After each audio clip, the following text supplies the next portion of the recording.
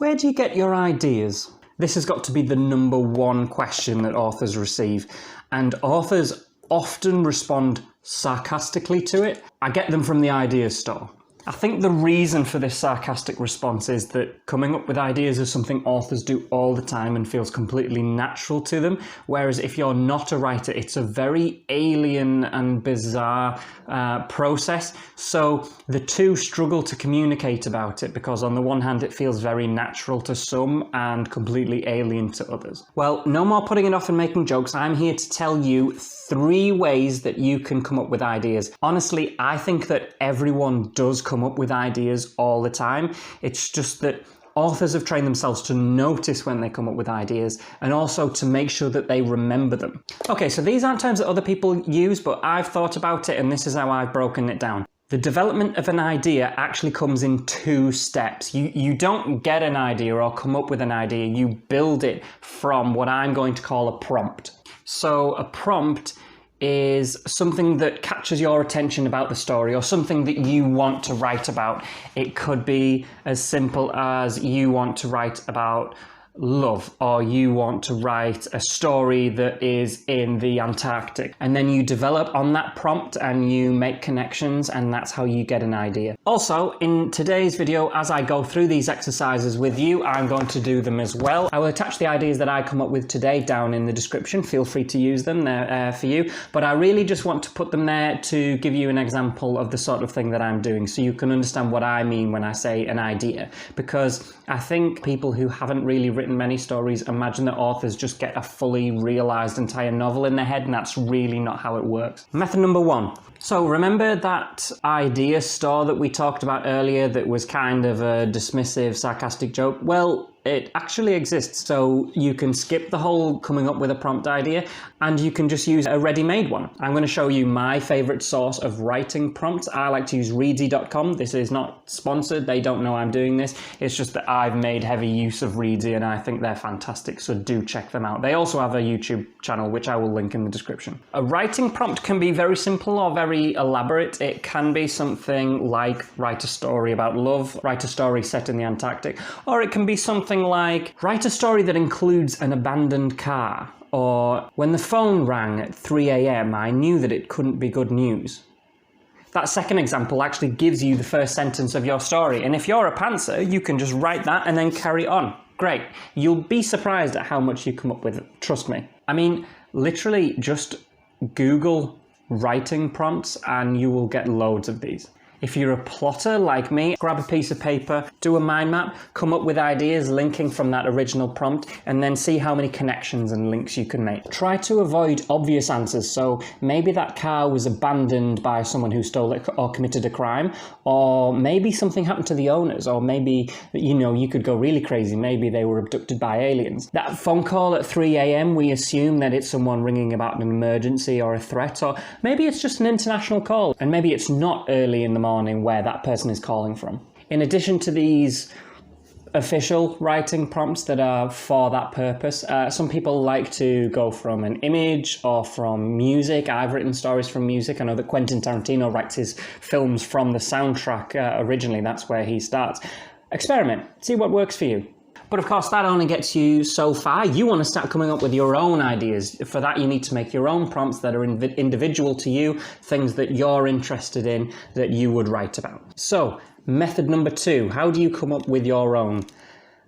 You kind of just force yourself to do it, really. Let's do it together. So what I want you to do is grab a piece of lined paper and a pen. I really do recommend you do this on paper. I know some people really prefer to type, but just for this exercise, I really think that paper is superior. On that piece of paper, I just want you to write down 20 things that either interest you or that you've been thinking about recently or something that you think would be interesting. I'm going to do mine now. I'll tell you what's on my list so you can get a rough idea of the sort of thing I'm looking for, and then afterwards we'll talk about how I could actually make this into a story idea. Okay?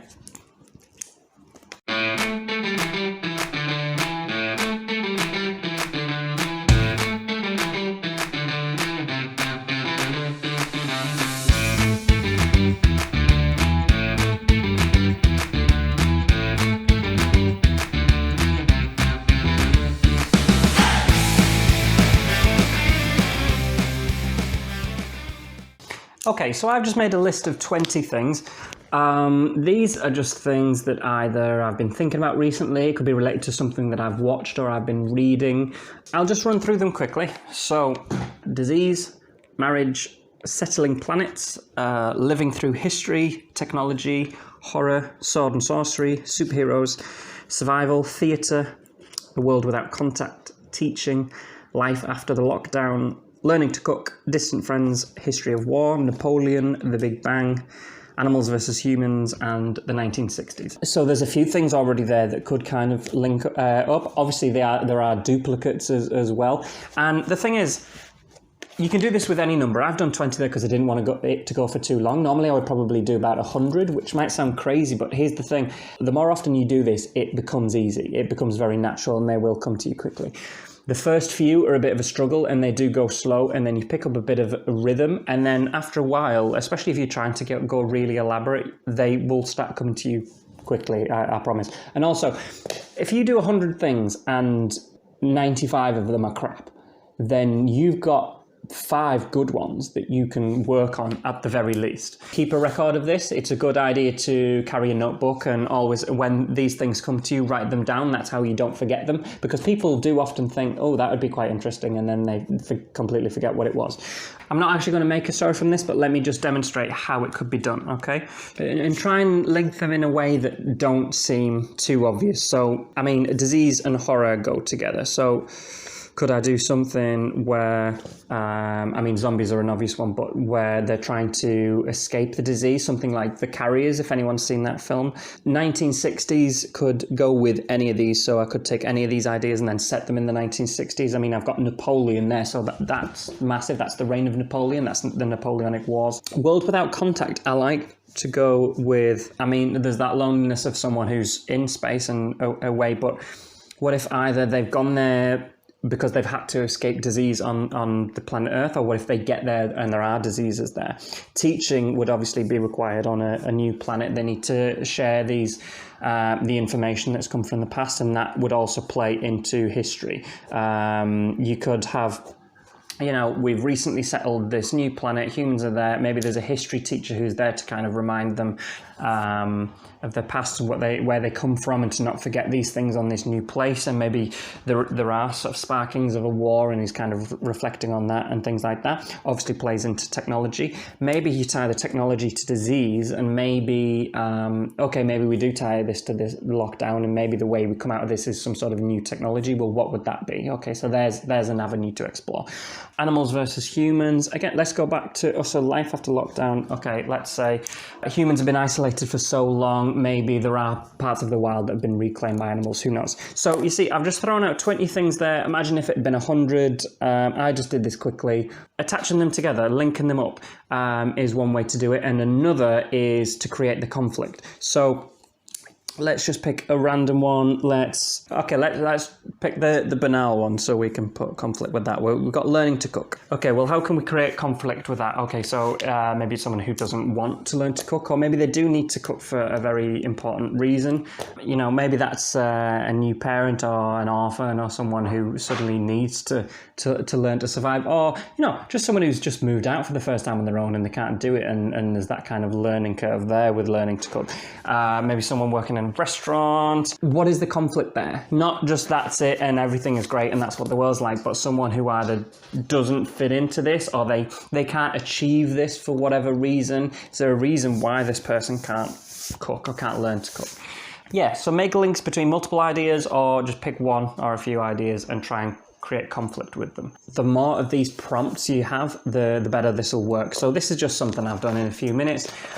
But I do have a list that I keep running, and I just keep adding to, and I read through occasionally. I've actually done it now where I've got separate lists. So I've got a list of characters I might want to do, a list of settings, and then a list of plots. And I can pull them and I can put them together. So, you know, take a character and then a setting that I wouldn't expect to be together, put them together, and then I can develop an idea from that. And the third way of coming up with prompts from which to develop ideas are observations. Things you see and then you work out a kind of idea from them. I would encourage against writing word for word conversations that you have, or you over here, because tend to find they're not very interesting because they're not suited to being a story. Also, your observations can be your own memories. These can be things that you've lived through. So you take those, but apply them differently. How would another character react in this situation that you lived through?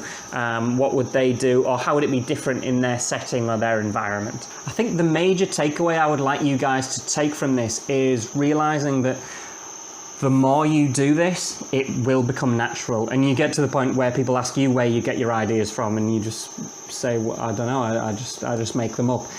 Because you're doing them all the time. This, coming up with the list of things that you're interested in and been thinking about, is quite difficult the first time you do it, but if you do it regularly, this just becomes very, very easy, and then you will have a whole wealth of things to go through.